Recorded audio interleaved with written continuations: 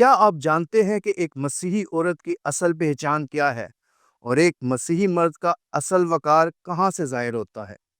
Bible مقدس سکھاتی ہے کہ عورت کی پہچان اس کا حیا دار لباس ہے اور مرد کی پہچان اس کی پاکیزہ آنکھ۔ جب عورتیں حیا کو چنتی ہیں اور مرد اپنی نگاہوں کو پاک رکھتے ہیں، تب ہی ایک پاکیزہ معاشرہ وجود میں آتا ہے۔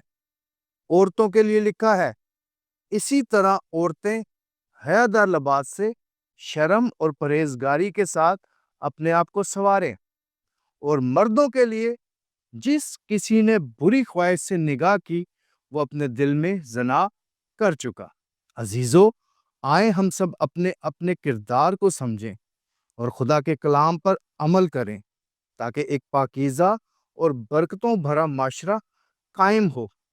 اس جدید دور میں ہو سکتا ہے یہ باتیں دقیانوسی یا تنگ نظری والی لگیں، مگر یہی ایک بہترین معاشرے کی اصل بقا ہے۔ بائبل مقدس میں لکھا ہے، اور ابلیس کو موقع نہ دو۔ دنیا کے ہر معاشرے میں حیا دار لباس موجود ہے، مگر یہ ہم پر منحصر ہے کہ ہم کیا چنتے ہیں۔ ہمارے چناؤ سے ابلیس موقع پاتا ہے، لیکن ہم الزام دوسروں پر لگاتے ہیں۔ جس بے حیائی کو لوگ شہرت اور کامیابی سمجھ رہے ہیں، وہ اصل میں ایک دھوکہ ہے جو لوگ اپنے آپ کو دے رہے ہیں۔